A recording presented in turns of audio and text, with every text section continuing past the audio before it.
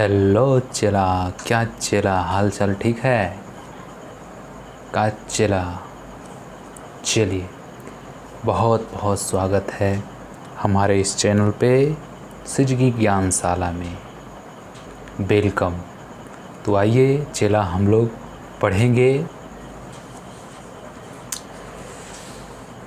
Crown सामान्य ज्ञान का अगला टॉपिक। ओके, चलिए अगला टॉपिक है वैदिक काल। हम लोग इससे पहले पूरा का पूरा टॉपिक कर चुके हैं और फिर क्वेश्चन जो हम लोग लगा रहे हैं घटना चक्र से है, जो कि प्रीवियस ईयर क्वेश्चन है। हमें पता चल रहा है कि हाँ इस बुक से क्वेश्चन आ रहा है या नहीं आ रहा है। ओके, तो आइए उसी प्रकार से निरंतर चलते रहेगा। History, geography, polity, economics, science, सब चीज़ इसी से चलते रहेगा। पूरा इस बुक का निचोड़ आपके सामने रख देंगे। आप प्लेलिस्ट में जाकर चेक कर सकते हैं। बहुत सारे ऐसे बुक हम इसमें एडजस्ट किए हैं जो कि बहुत ही इम्पोर्टेंट है एग्जामिनेशन के माध्यम से। ओके, तो एक बात और है कि आप टाइम दीजिएगा तभी आप सक्सेस हो सकते हैं। ओके, तो थोड़ा बहुत इसमें टाइम लगेगा क्योंकि ये जीके जीएस है, इसमें टाइम देना ही पड़ेगा। टाइम दीजिएगा तभी आप इसमें सक्सेस हो सकते हैं। ओके, तो आइए हम लोग वैदिक काल हम लोग पढ़ते हैं। कोई भी प्रॉब्लम आता है मोटिवेशनल के तौर पे वगैरह वगैरह, मोटिवेशनल के तौर पे आता है तो उसका चैनल हम अलग से बनाए हुए हैं। उस पे हम हर संडे को एक टॉपिक, कोई ना कोई टॉपिक लेकर आते हैं और उस पे 1 घंटा बात करते हैं। 1 घंटा, समझ रहे हैं ना? 1 घंटा बहुत होता है। तो आप सारा का सारा कमेंट करें, हम उसको पढ़ेंगे और आपका जवाब देंगे। और आपको उसमें टॉपिक जो होता है, टॉपिक वो पहले बता दिया जाता है। उसी से रिलेटेड आपको, टॉपिक से रिलेटेड ही आपको कमेंट करना रहता है। चलिए, ये थोड़ा सा छोटा सा इन्फॉर्मेशन था। और एक बात और, एक चैनल है मैथ खेती करके, मैथ खेती, याद रखिएगा, मैथ खेती। आपको जो भी पुरुषगण, जो भी विद्यार्थी आपको पता है कि वो बहुत गरीब हैं, तो वो मेरे चैनल पर आकर पूरा का पूरा मैथ अच्छी तरह से अपने दिनचर्या में शामिल कर सकते हैं। ओके, जो कि 8 से लेके 10 तक रहेगा। मैथ खेती 2.0 में, और मैथ खेती स्पेशल जो YouTube चैनल बना हुआ है वो 11th और 12th का है। जो लोग IIT JEE और जितने भी कंपटीशन एग्ज़ामिनेशन होता है 12th के ऊपर, और 12th का एग्ज़ाम जो लोग देना चाहते हैं उनके लिए बेस्ट है वो चैनल, मैथ खेती करके है। और 2.0 उसमें लगा दीजिएगा तो 8 से 9, 8, 9, 10 का मैथ आपको मिलेगा और साइंस मिलेगा। ओके, तो ये छोटा सा हमारा इन्फॉर्मेशन था अपने यूट्यूब चैनल का। ओके, तो आइए हम लोग स्टार्ट करते हैं वैदिक काल। वैदिक काल की जानकारी वेदों से प्राप्त होती है। ब्राह्मण साहित्य में वेद सबसे पुराना है। वेद का शाब्दिक अर्थ है जानना, याद रखिएगा, वेद का शाब्दिक अर्थ है जानना। वैदिक संस्कृति के संस्थापक आर्य थे। आर्य शब्द संस्कृत भाषा से लिया गया है, जो भाषाई समूह का पर्याय होने के साथ साथ श्रेष्ठ अभिजाती व स्वतंत्र स्थिति को दर्शाता है। वैदिक संस्कृति ग्रामीण संस्कृति थी।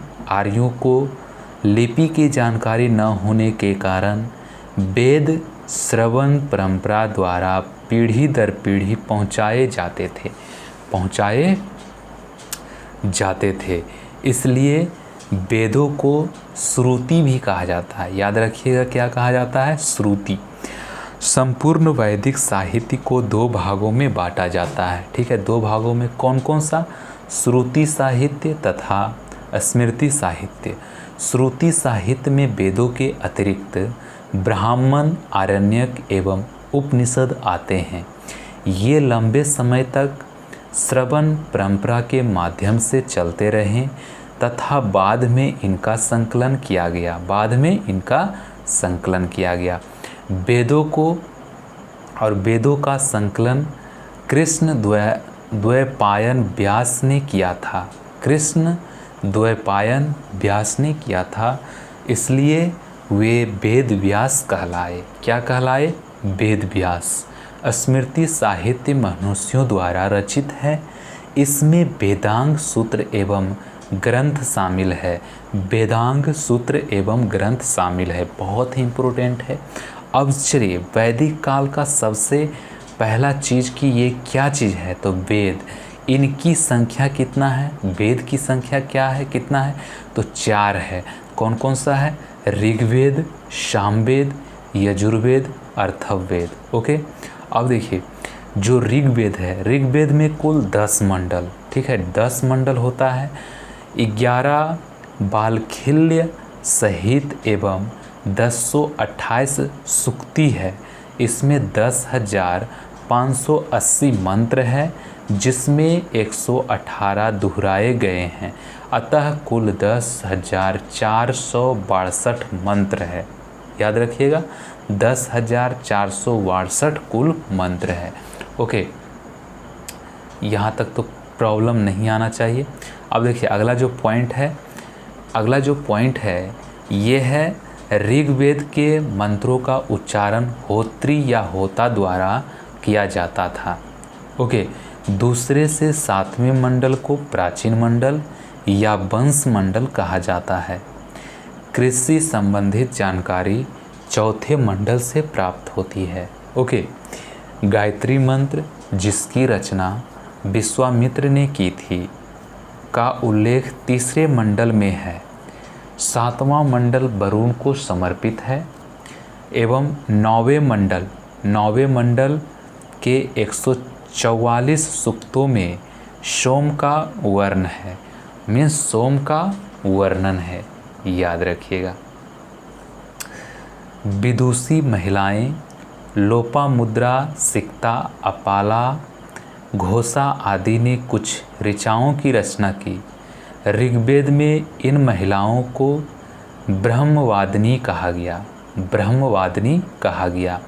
10वें मंडल जो सबसे बाद का है, 10वें मंडल के पुरुष सूक्त में चारों वर्ण पुरोहित, राजन्य, वैश्य एवं शूद्र का वर्णन है। ऐत्रेय एवं कौशितकी ऋग्वेद के ब्राह्मण ग्रंथ हैं। ओके, ऐत्रेय ब्राह्मण में जनपद एवं राजसूय यज्ञ का उल्लेख मिलता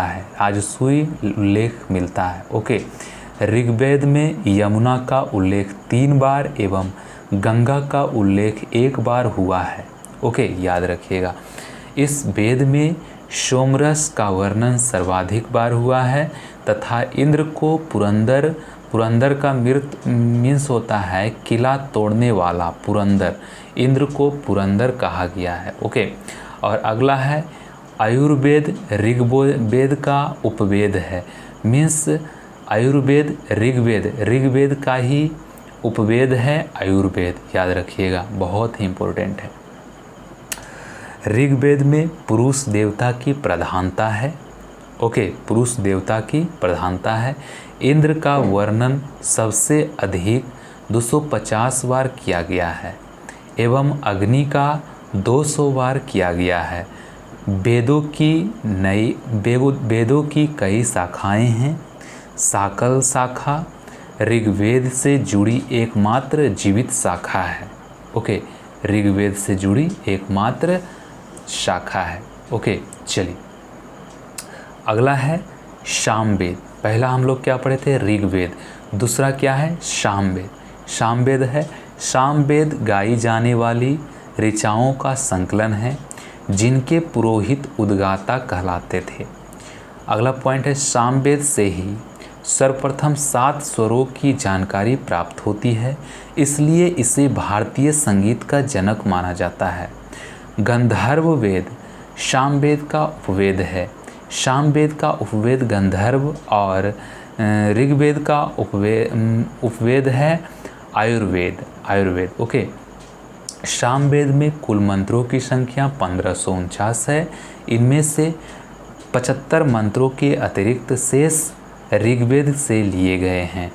पंचवीस या तांडय सामवेद के ब्राह्मण ग्रंथ हैं। कौथुम रामायणीय तथा जैमिनीय अथवा तलवरकार सामवेद की शाखाएं हैं। अगला है यजुर्वेद। ये बहुत ही इम्पोर्टेंट है। ये भी वेद, जितने भी सारे वेद हम लोग जान रहे हैं, सब के सब इम्पोर्टेंट है। यजुर्वेद में अनुष्ठानों, कर्मकांडों तथा यज्ञ संबंधी मंत्रों का संकलन है।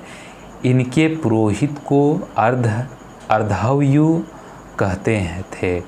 यह गद्य एवं पद दोनों में रचित हैं एवं इसके 2 उपभाग हैं। कौन कौन से उपभाग हैं? तो पहला है कृष्ण यजुर्वेद, इसको बोलते हैं गद्य। कृष्ण यजुर्वेद को बोलते हैं गद्य और शुक्ल यजुर्वेद को बोलते हैं पद। ओके, कृष्ण यजुर्वेद का ब्राह्मण ग्रंथ तैत्तिरीय ब्राह्मण एवं शुक्ल यजुर्वेद का ब्राह्मण ग्रंथ शतपथ ब्राह्मण है। यजुर्वेद का उपवेद धनुर्वेद है। ओके, चलिए अगला पॉइंट है आपके सामने। अगला पॉइंट है कि शतपथ ब्राह्मण में कृषि एवं सिंचाई का उल्लेख मिलता है। ठीक है, और लास्ट वेद है अर्थववेद। अर्थववेद चौथा एवं अंतिम वेद है, जिसकी रचना अर्थवा ऋषि ने की थी। अथवार ऋषि ने की थी। अर्थववेद के मंत्र रोगनाशक, जादू टोना, विवाह गीत आदि से संबंधित है। इसका उपवेद अर्थववेद है। ओके, अर्थववेद का कोई आरण्यक ग्रंथ नहीं है। और यहाँ पर आप आ जाइए, अर्थववेद में ही गोत्र शब्द का उल्लेख सर्वप्रथम बार मिलता है। ओके, अर्थववेद के पुरोहित को ब्रह्म या ब्रह्मा कहते थे। इसी वेद में सभा और समिति को प्रजापति की 2 पुत्रियां कहा गया है। ओके, चांदी एवं गन्ने का सर्वप्रथम उल्लेख अर्थववेद में ही मिलता है। अर्थववेद की शाखाएं शौनक एवं पैप्लाद है। ओके, चलिए अब जान लेते हैं वेद, पुरोहित, उपवेद, ब्राह्मण, उपनिषद। मीन्स ऋग्वेद के पुरोहित कौन हैं, उपवेद कौन है, ब्राह्मण कौन है और उपनिषद कौन कौन है। उसी तरह से चारों का हम लोग जानेंगे। सबसे पहला क्या है? तो वो है ऋग्वेद। चलिए ऋग्वेद पे आते हैं हम लोग। तो ऋग्वेद के पुरोहित हैं होत्री, उपवेद हैं आयुर्वेद, ब्राह्मण हैं ऐतरेय, कौशितकी और उपनिषद है ऐतरेय, कौशितकी। ओके, सामवेद का है उद्गाता पुरोहित, गंधर्व वेद उपवेद हैं और जैमिनीय तांडय हैं ब्राह्मण हैं और छांदोग्योपनिषद जैमिनीय उपनिषद है। ओके, चलिए यजुर्वेद है वो अधार्व्य पुरोहित से संबंधित है और धनुर्वेद उपवेद से संबंधित है। शतपथ तैत्तिरीय ब्राह्मण से रिलेटेड है। कठोपनिषद बृहदारण्यक ईशोपनिषद उपनिषद से रिलेटेड है। अगला है अर्थववेद। ब्रह्मा पुरोहित हुए अर्थववेद का, उपवेद हैं अर्थववेद, ब्राह्मण हैं गोपथ और उपनिषद हैं मुंडकोपनिषद, प्रश्नोकोपनिषद, मांडूकोपनिषद। ओके चलिए, तो चला समझ में आ रहा है? कमेंट करके जल्दी जल्दी से बताइए और बताते रहिए, जिससे कि हमको मोटिवेशन मिलेगा कि हाँ, थोड़ा सा जुनून और बढ़ेगा कि हाँ चलिए जो भी कुछ कर रहे हैं स्टूडेंट के लिए लाभ हो रहा है। ओके, तो आप ज़रूर से ज़रूर कमेंट करें। ओके चलिए, अगला है आरण्यक। चेला लोग कैसे हो? आप तो कमेंट ऐसे किए हैं, आपको तो दवा ही दिखाना पड़ेगा। रुकिए पहले दिखा लेते हैं।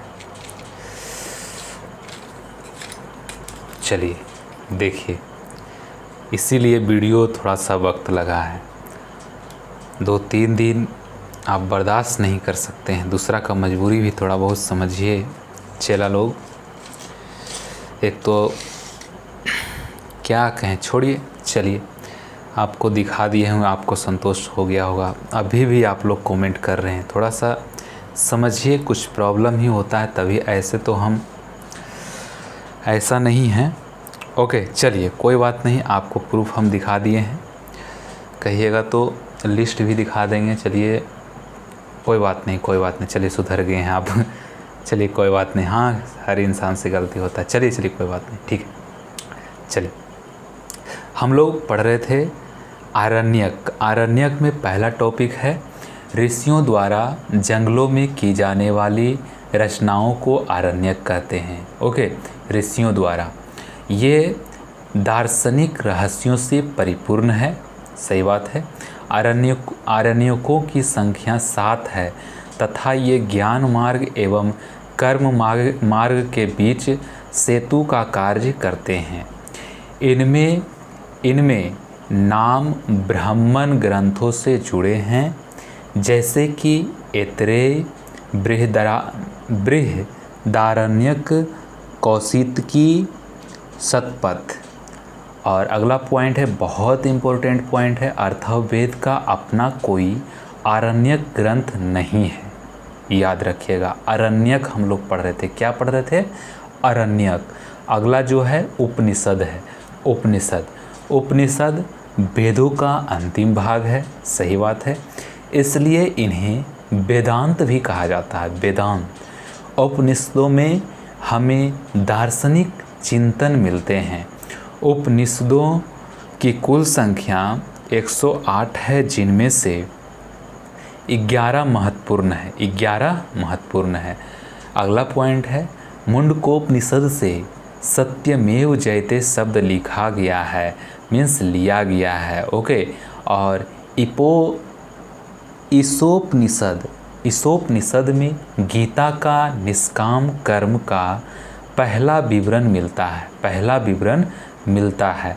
नचिकेता यम का संवाद कठोपनिषद में है। बृहदारण्यक उपनिषद में अहम ब्राह्मिस्म उल्लिखित है। याद रखिएगा।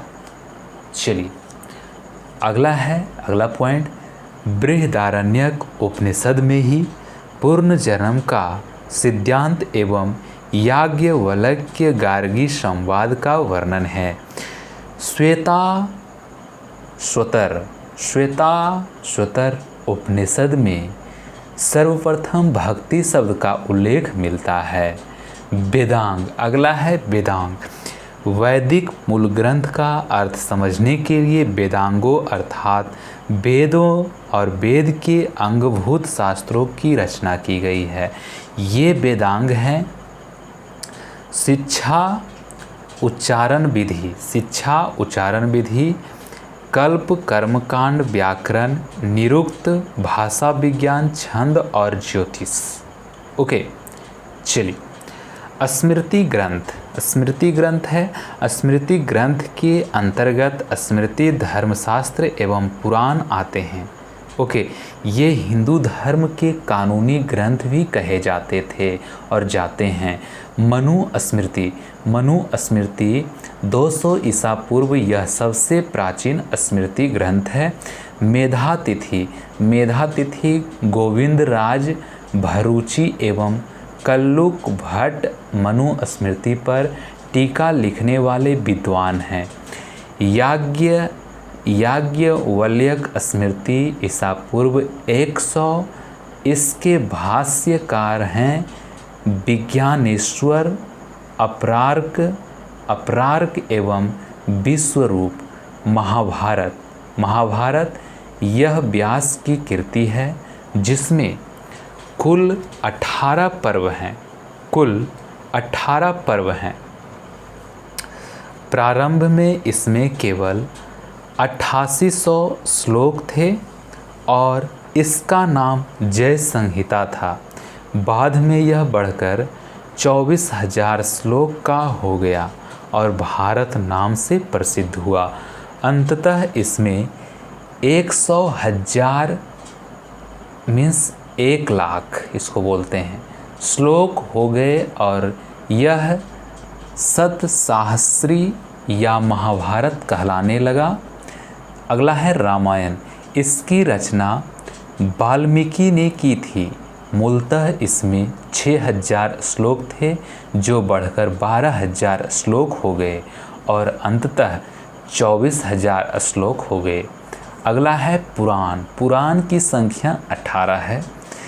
इनका संकलन गुप्त काल में हुआ था। इनमें ऐतिहासिक वंशावलियाँ मिलती है। मत्स्य, वायु, विष्णु, शिव, ब्रह्मांड, भागवत कुछ महत्वपूर्ण पुराण हैं। विष्णु के 10 अवतारों का विवरण मत्स्य पुराण से प्राप्त होता है।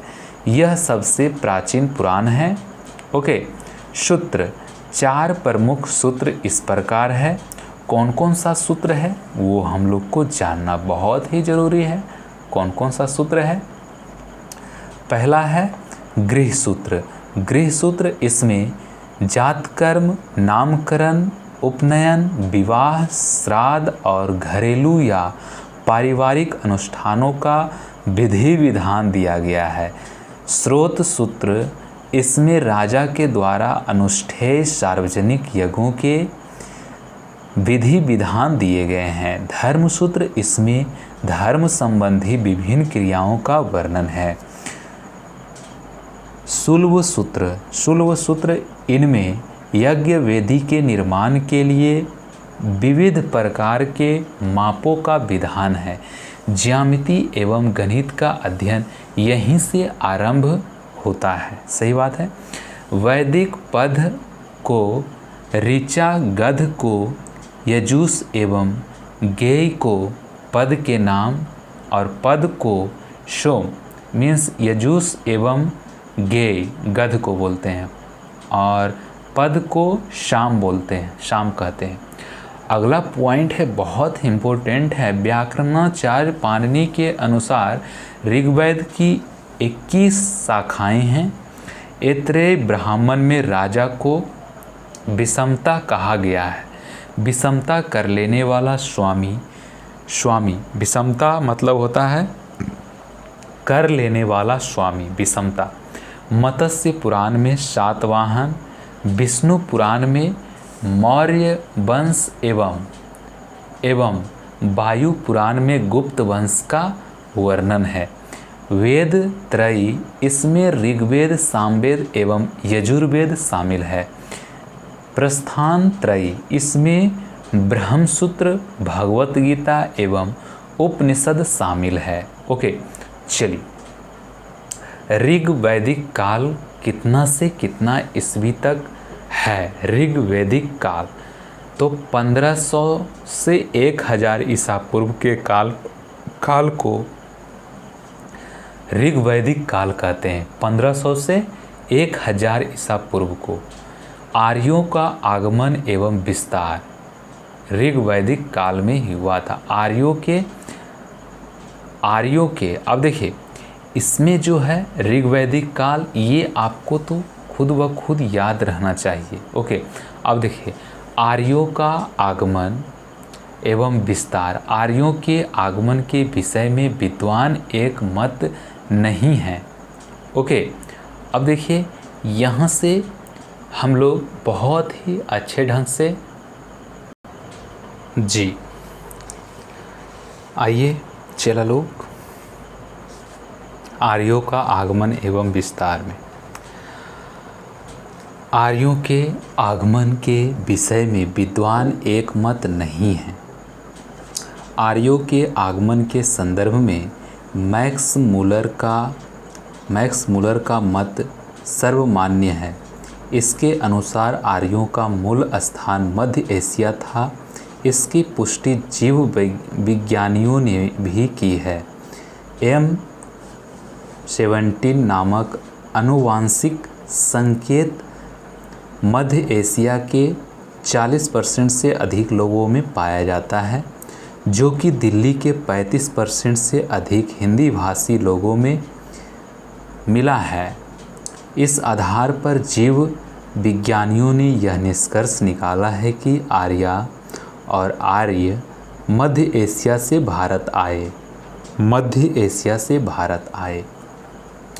मूल निवास, विद्वान मूल निवास संपूर्णानंद सप्त सैंधव प्रदेश से, पेनका और हर्ट जर्मनी से, दयानंद सरस्वती तिब्बत से, मैक्स मूलर रीढ़ मध्य एशिया से, बाल गंगाधर तिलक उत्तरी ध्रुव से, गंगानाथ झा ब्रह्म ऋषि देश से। ओके, चलिए अब विस्तार थोड़ा सा मैप से जान लेते हैं। देखिए ये नॉर्थ हो गया, ये ईस्ट हो गया, ये साउथ हो गया, ये वेस्ट हो गया। अब देखिए नॉर्थ में क्या है, हिमालय, वेस्ट में क्या है, अफ़गानिस्तान, ईस्ट में क्या है, यमुना नदी, और साउथ में क्या है, यमुना नदी के समानांतर। चलिए ऋग्वेद के नदी सूक्त 10वां मंडल में 21 नदियों का वर्णन है। और देखिए ये क्या लिस्ट है, ऋग्वैदिक नदियाँ और उसका अभी वर्तमान में क्या नाम था और प्राचीन में क्या नाम था। प्राचीन में क्या नाम था, सिंधु। अभी जो आधुनिक में वर्तमान में है उसका सिंधु नाम है, ठीक है। स्किनी चिनाब हो गया है, स्किनी को चिनाब अब बोलते हैं। सतुद्री को सतलज बोलते हैं, बिपाशा को ब्यास बोलते हैं, बितस्ता को बोलते हैं झेलम। सरस्वती या दृष्टिवती, पहले सरस्वती को दृष्टिवती भी बोला जाता था, इसको घग्घर बोलते हैं, घग्घर। और पुरुषनी नदी को बोलते हैं रावी नदी। ओके, चलिए अफ़गानिस्तान की कुछ नदियां हैं, कौन कौन सा है, नदी और स्थान। कुब्भा है काबुल में, और सुवास्तु है स्वात में, क्रूमू है कुर्रम में, गोमती है गोमल में। चलिए अगला है, चला सिंधु आर्यों की सबसे प्रमुख नदी है जिसका उल्लेख सर्वाधिक बार किया गया है। इसे हिरनयानी भी कहा गया है। ऋग्वेद में उल्लेखित दूसरी नदी सरस्वती है, जिसे नदीतमा अर्थात सर्वश्रेष्ठ नदी कहा गया है। ऋग्वेद में सरस्वती की चर्चा से यह लगता है कि अवेस्ता में उल्लेखित दक्षिण अफ़गानिस्तान में हर ख्वती आधुनिक हेलमंद नदी है। हर ख्वती आधुनिक हेलमंद नदी है, हर खती। और अगला पॉइंट है सप्त सिंधु प्रदेश। आर्य सर्वप्रथम इसी क्षेत्र में आकर बसे। इसमें सरस्वती, सिंधु एवं उसकी 5 सहायक नदियां सम्मिलित है। मध्य देश हिमालय और विंध्याचल के बीच का प्रदेश को बोला जाता है। ओके, और अगला जो पॉइंट है, ब्रह्म ऋषि देश गंगा यमुना दोआब एवं उसके नज़दीकी क्षेत्र गंडक को सदा नीरा के नाम से जाना जाता है। शतपथ ब्राह्मण में नर्मदा नदी का वर्णन है, जिसे रेवेत्रा नदी कहा गया है। रेवेत्रा नदी कहा गया है। ऋग्वेद में समुद्र का तात्पर्य एक बड़े जल राशि के जमाव से है, न कि आधुनिक सागर से। ऋग्वेद में मरुस्थल के लिए धन्व शब्द का प्रयोग किया गया है। धन्व शब्द जनजातीय संघर्ष, जनजातीय संघर्ष है। ऋग्वैदिक आर्यों का संघर्ष स्थानीय जनों जैसे दास, दस्यु आदि से हुआ। ऋग्वेद के अनुसार भरत वंश के राजा दिवोदास ने संवर को हराया। यहाँ दास शब्द दिवोदास के नाम से लगता है, याद रखिएगा। ऋग्वेद में वर्णित दस्यु इस देश के मूल निवासी थे और आर्यों के जिस राजा ने उन्हें पराजित किया वह त्रस दस्यु कहलाया। यह राजा दासों के प्रति उदार था, परंतु दस्युओं का शत्रु था। ऋग्वेद में दस्यु हत्या का उल्लेख बार बार मिलता है, परंतु दास हत्या का नहीं। परंपरानुसार आर्यों के 5 कबीले मतलब जन होते हैं, जन थे, जिन्हें पंचजन कहा जाता था। भरत और त्रिशु आर्यों के शासन वंश थे।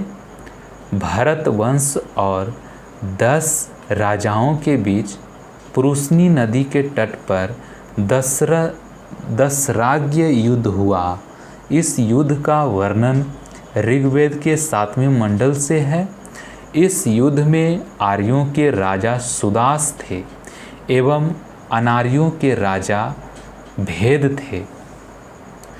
पराजित जनों में पुरुजन सबसे महान थे। बाद में भरतों एवं पूर्वों में मित्रता के फलस्वरूप कुरु वंश की स्थापना हुई। सामाजिक जीवन ऋग्वैदिक काल में स्त्रियां सभा समितियों में भाग ले सकती थी। वे अपने पति के साथ यज्ञों में आहुति भी दे सकती थी। इस काल में स्त्री शिक्षा का महत्व था, पर्दा प्रथा नहीं था, सती प्रथा का प्रचलन भी नहीं था। ऋग्वैदिक काल में नियोग प्रथा एवं विधवा विवाह का प्रचलन था। आमुज मीन्स आजीवन अविवाहित रहने वाली स्त्री को आमुज कहा जाता था। आमुज। ओके, ऋग्वैदिक काल में वर्ण व्यवस्था कर्म पर आधारित थी।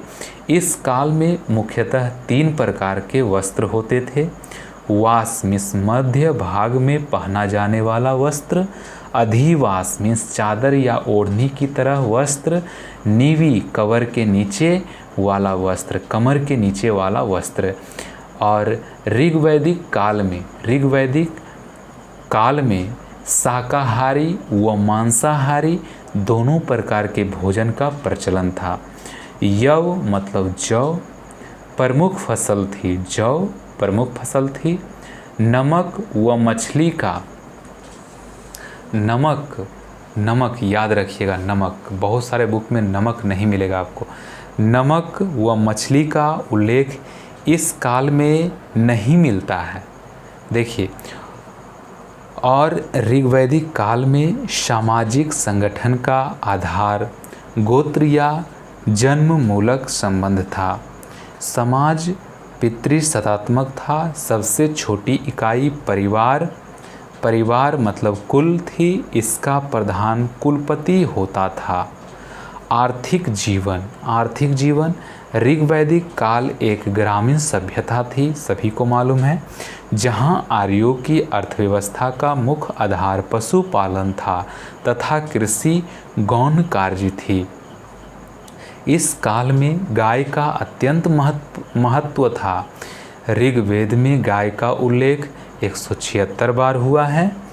अनेक शब्दों की उत्पत्ति गाय से हुई है, जैसे गोहना मीन्स अतिथि, गोमत मीन्स धनी व्यक्ति, गोधूली मीन्स संध्या का समय, अधन्या मीन्स न मारी जाने वाली गाय अधन्या, गविष्ट मीन्स गाय का अन्वेषण। ओके, ऋग्वेद में कृषि की चर्चा केवल 24 श्लोकों में की गई है। इस काल में बढ़ई, रथकार, बुनकर, चर्मकार, कुम्हार आदि शिल्पियों का उल्लेख मिलता है। अयस शब्द का प्रयोग तांबे या कांसे के अर्थ में होता है। ओके, अगला पॉइंट है राजनीतिक जीवन। ऋग्वैदिक काल में आर्यों का प्रशासन तंत्र कबीले के प्रधान द्वारा संचालित होता था, जिसे राजन मीन्स राजा कहा जाता था। अनेक कुल मीन्स प्रधान कुलप मिलकर ग्राम मीन्स प्रधान ग्रामीण व अनेक ग्राम मिलकर 20 प्रधान विस्पति और अनेक 20 मिलकर जन मीन्स प्रधान राजन का निर्माण करते थे। लोग कबीले के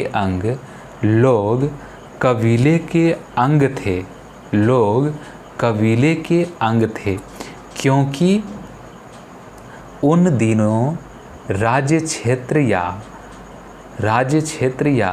राज्य स्थापित नहीं हो पाया था। इसलिए ऋग्वेद में जन शब्द का उल्लेख 275 बार हुआ है तथा जनपद मीन्स राज्य क्षेत्र शब्द का एक बार भी नहीं आया है। समिति के प्रमुख को ईशान कहते थे। ऋग्वैदिक कबीलों या कुलों के आधार पर कई संगठन थे जैसे सभा, समिति, विदथ या गण। ये संगठन विचार विमर्श करते थे तथा सैनिक एवं धार्मिक कार्य करते थे।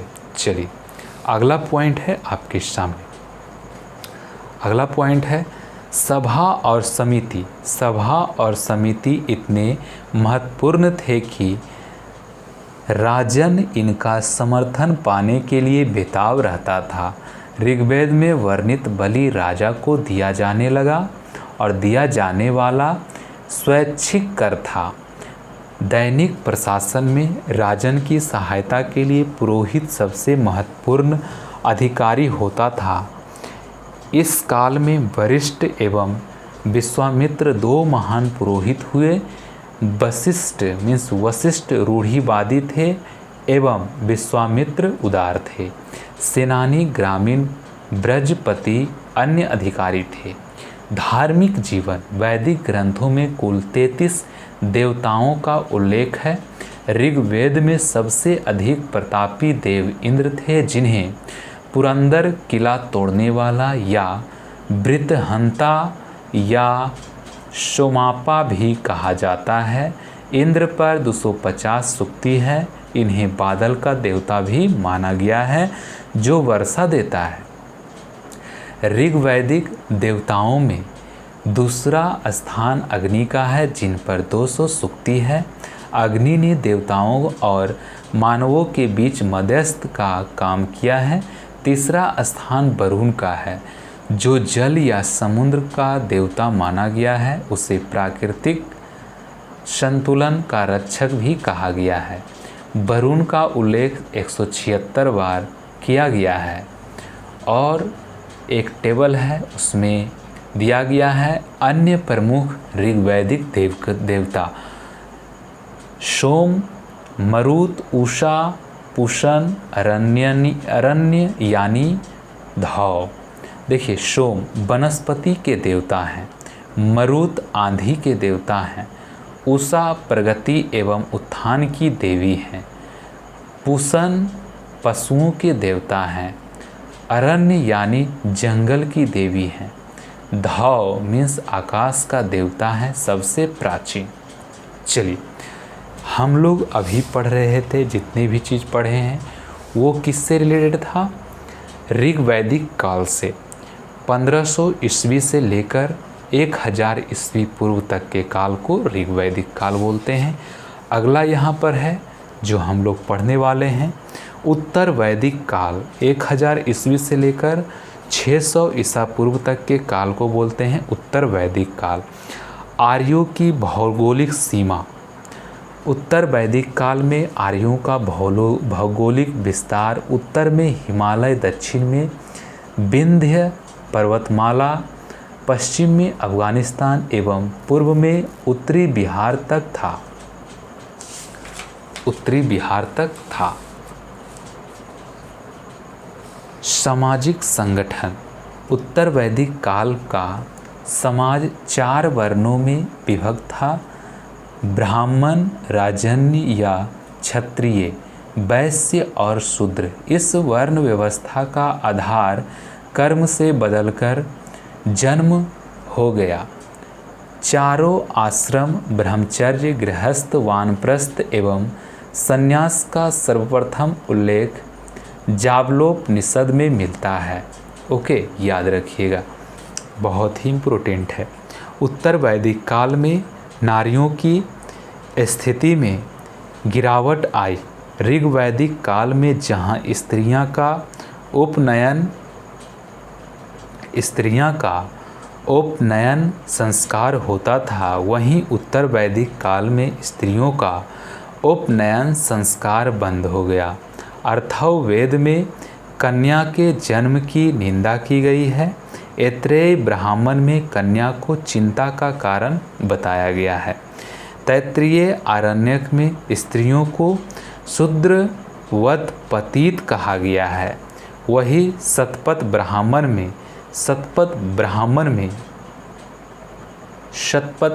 ब्राह्मण में पत्नी को अर्धांगिनी भी कहा गया है। विदुषी महिलाएं मैत्रेयी, गार्गी, सलवा, वनवा, काव्यायनी आदि है। स्त्रियों का सभा एवं समिति में भाग लेना बंद हो गया। जो स्त्रियां पतिव्रता नहीं रह जाती थी, उनके लिए वरुण प्रभास संपन्न किया जाता था। ओके, तो बच्चों, हम इसलिए आपको धीरे धीरे बताते हैं, धीरे धीरे पढ़ते हैं कि आपके ज़हन में अच्छी तरह से समा जाए, क्योंकि ये कहानी नहीं है, ये पॉइंट वाइज निकाल कर आपके सामने रखा गया है। आप पहली बार पढ़ रहे होंगे तो आपको ये पूरा का पूरा कहानी लग रहा होगा, लेकिन एक्चुअली में ये कहानी नहीं है। कहानी पढ़िएगा तो इतना मोटा मोटा बुक आपके सामने पड़ जाएगा। ओके, तो इसलिए इसको धीरे धीरे पढ़ रहे हैं। पढ़ने के लिए आप हमें नहीं सिखाएं, क्योंकि इस पे मेहनत किया गया है, इसलिए सब चीज़ देखते हुए हम यहाँ पर आए हैं। ओके, आप तो पहली बार देख रहे होंगे या 2-3 बार देखे होंगे, वो अलग चीज़ है, लेकिन हम कहने का मतलब हो गया कि बूंद बूंद से घड़ा भरिएगा तो अच्छा से घड़ा फुलफिल होगा। जल्दी जल्दी भरिएगा, जल्दी जल्दी पढ़िएगा तो आधा अधूरा आप रह जाइएगा, जिससे कि आपको पता चलेगा एग्ज़ाम में जाने के बाद कि ये तो क्वेश्चन कहाँ से आ गया, लेकिन वो क्वेश्चन आपके बुक से ही आता है। ओके, चलिए, 80% जितने भी एग्ज़ाम होते हैं भारत में, 80% क्वेश्चन इसी से आता है। 1 डे एग्ज़ाम होगा तब, याद रखिएगा ये बात मेरा।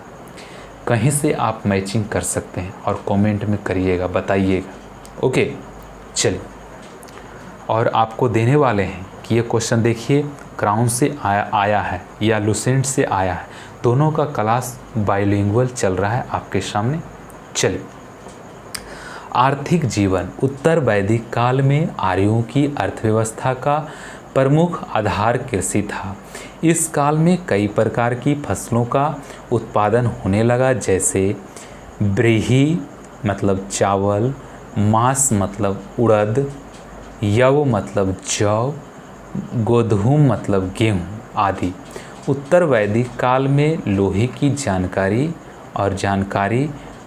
हुई, जिससे खेती करना आसान हो गया। उत्तर वैदिक काल में अयस के दो रूप चर्चित हैं, श्याम या कृष्ण अयस।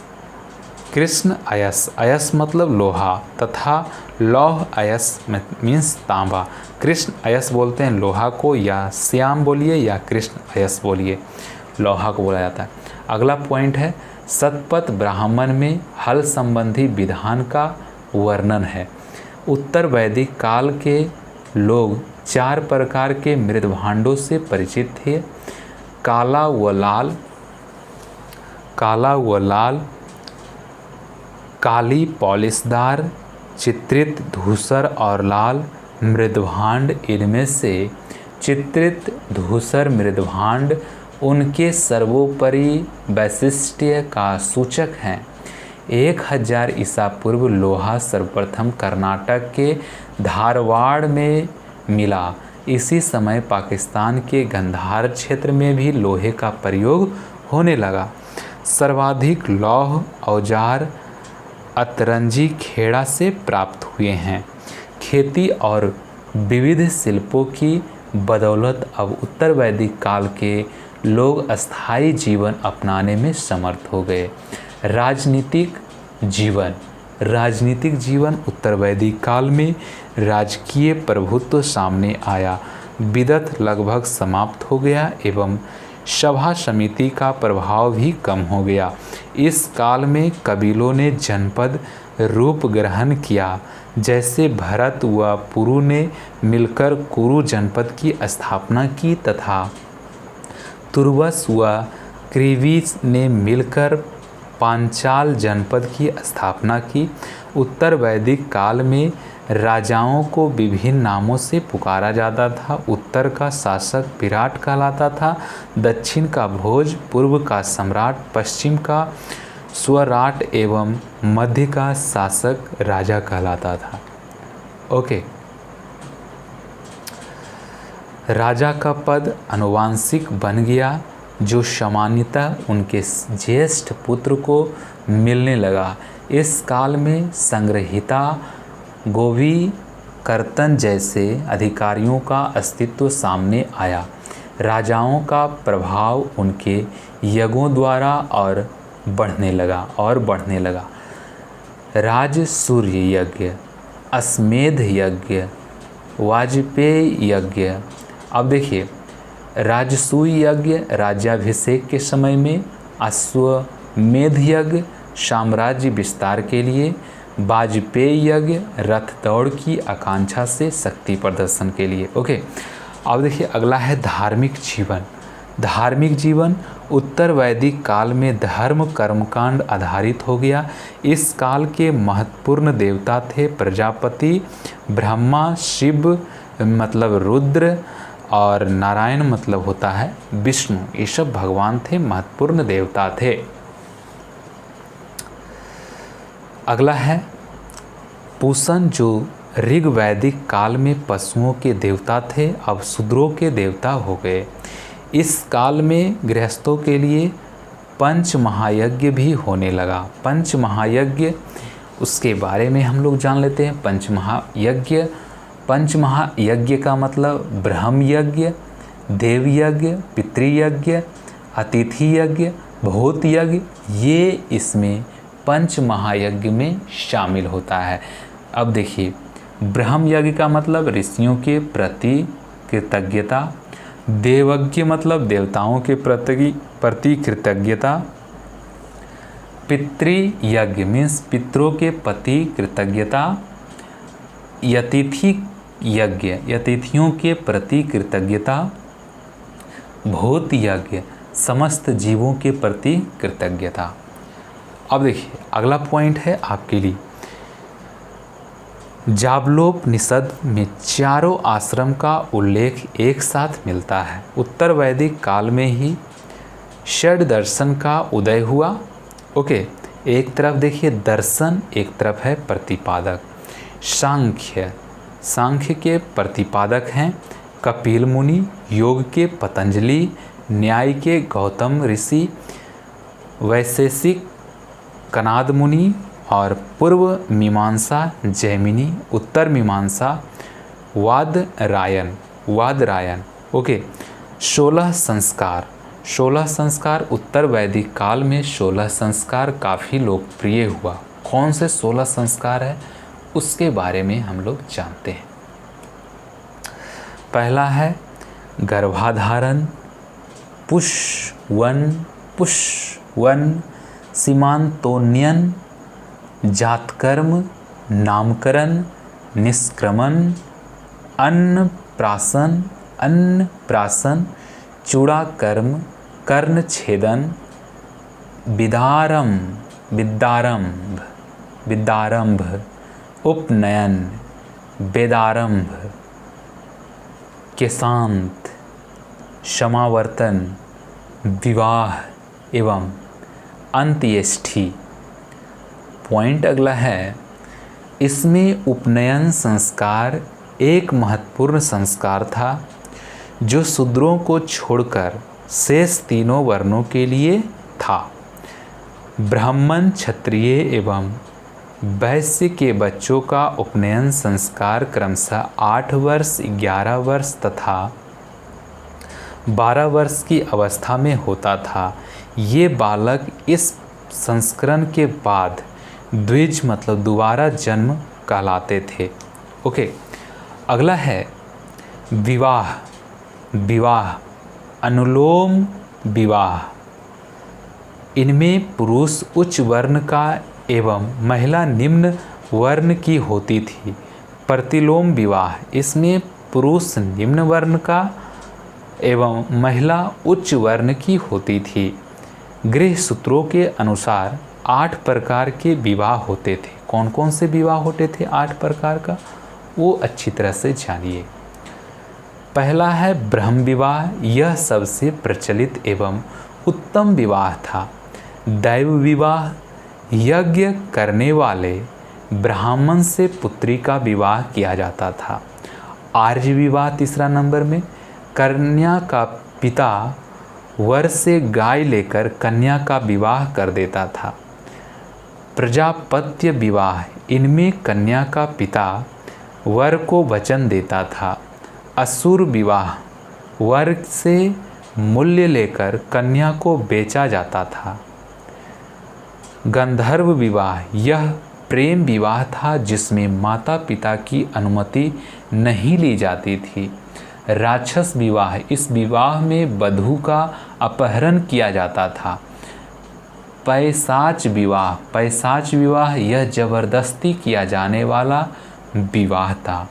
ऋग्वेद में उल्लेखित शब्दों की संख्या, पिता ऋग्वेद में 335 बार, इंद्र 250 बार, अग्नि 200 बार और गाय है 176 बार, विष है 170 बार, सोम देवता 144 बार, विष्णु है 100 बार, वरुण है 30 बार, उसी तरह से शभा है 8 बार, समिति है 9 बार, रुद्र है 3 बार, यमुना है 3 बार, गंगा है 1 बार, सिंधु है सर्वाधिक बार, सबसे ज़्यादा, नदी है 12 बार, कृषि है 33 बार और जन है 275 बार। प्रमुख रत्नी, अब देखिए प्रमुख रत्नी कौन कौन से थे।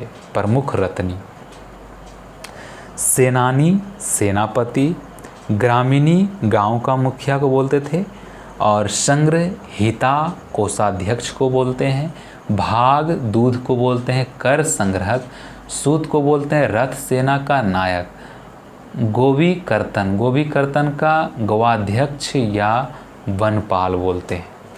ओके, चलिए उसी टाइप से अगला है अच्छा बाप को बोलते हैं आय व्यय गन्नाध्यक्ष, पालागल विदुष का पूर्वज, महिषी रानी, तक्षण बढ़ई को बोला जाता है और कृषि संबंधी शब्दावली, और लांगल मीन्स प्राचीन नाम, ये आधुनिक नाम है। लांगल पहले बोला जाता था, अभी हल उसको बोला जाता है। ब्रिक पहले बोला जाता था, अभी बैल बोला जाता है। उर्वरा जुते हुए खेत, सीता हल से बनी नालियाँ को सीता बोला जाता। अवट, अवट कूप मतलब कुआं को बोला जाता था, अवट। पर्जन्य मीन्स बादल, पर्जन्य। अनस, अनस मतलब अभी बोलते हैं बैलगाड़ी। किनास, हलवा, हल, हलवा, हलवाहा मीन्स जो हल जोतने वाला को बोलते हैं हलवाहा, किनास उसको बोलते थे। वैदिक साहित्य सर्वप्रथम सर्व प्राचीन, पहला है 2 जैन तीर्थकरों अरिष्टनेमी एवं ऋषभदेव का उल्लेख ऋग्वेद में। अस्तोमा सद्गम्य का सर्वप्रथम उल्लेख ऋग्वेद में। सबसे प्राचीन ब्रह्म ग्रंथ है कृष्ण यजुर्वेद का ब्राह्मण। सबसे प्राचीन उपनिषद है छांदोग्य एवं बृहदारण्यक। प्रथम 3 आश्रम बाल, गृहस्थ, वानप्रस्थ एवं श्री कृष्ण का प्रथम उल्लेख छांदोग्योपनिषद में है। चारों आश्रम का सर्वप्रथम उल्लेख जाबलोपनिषद में है। पूर्णजन्म का सर्वप्रथम उल्लेख शतपथ ब्राह्मण बृहदारण्योपनिषद में है। गीता से पहले निष्काम कर्मयोग का सर्वप्रथम प्रतिपादन ईशोपनिषद में है। भरत कबीले का सर्वप्रथम उल्लेख ऋग्वेद में है। ऋग्वेद काल सर्वप्रथम देवता इंद्र हुए उनका, और उत्तर वैदिक काल का सर्वप्रथम देवता प्रजापति थे। राजसूर्य यज्ञ का सर्वप्रथम उल्लेख ऐत्रेय ब्राह्मण। ऋग्वैदिक काल में सर्वाधिक प्रयुक्त होने वाली धातु अयस है, मीन्स कांस्य या तांबा। ऋग्वैदिक काल की सर्वाधिक स्तुत्य नदी सिंधु है। ऋग्वेद की सबसे पवित्र नदी सरस्वती है। चारों वर्ण का सर्वप्रथम उल्लेख ऐत्रेय ब्राह्मण है। याज्ञवल्क्य गार्गी संवाद उल्लिखित है बृहदारण्यकोपनिषद में।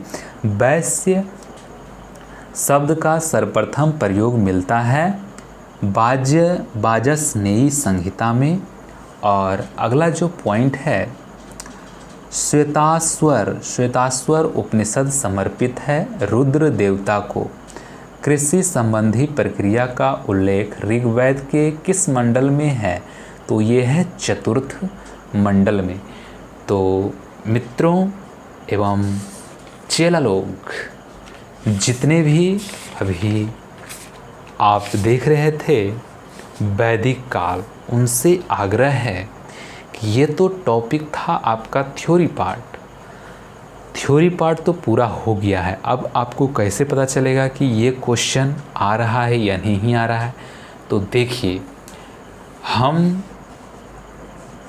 घटना चक्र का, रेलवे भर्ती, एसएससी वगैरह वगैरह का जितने भी क्वेश्चन हैं हम सम्मिलित करेंगे। जैसे देखिए, आपको यहाँ पे इंट्रोडक्शन के रूप में दिखा देते हैं।